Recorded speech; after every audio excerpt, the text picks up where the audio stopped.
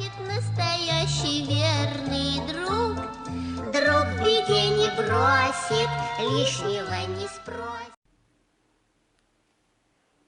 Здравствуйте, меня зовут Колчебаева Киана, я учусь в школе Нышанова, в первом классе. Я сейчас расскажу про лесной концерт.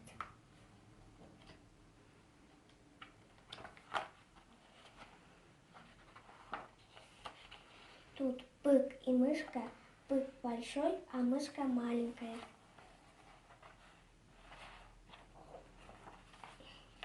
Тут у быка виолончел, а у мышки скрипка. Виолончел большой, а скрипка маленькая. У тигра хвост длинный, а у мышки короткая.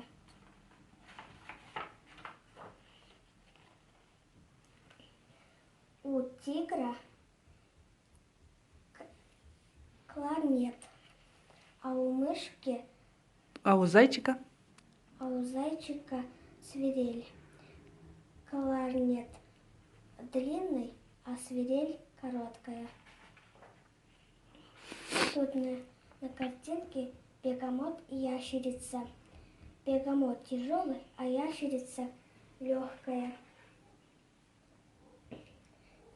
У бегемота барабан большой, а у ящерицы маленькая. Большой барабан тяжелый, а маленькая легкая. Тут на рисунке утки и кенгуру. Уток много, а кенгуру мало.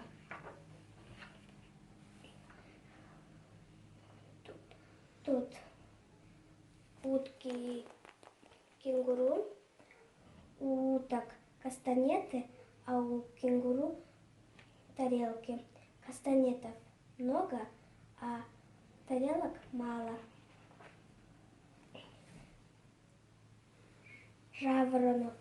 Жаворонок поет чик-чик, а лягушки квакают ква-ква.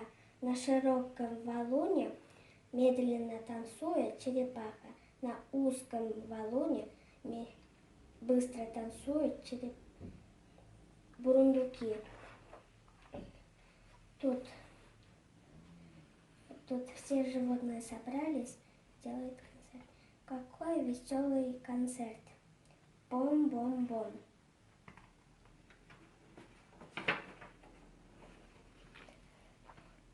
Бык и зайчик купили корзинок.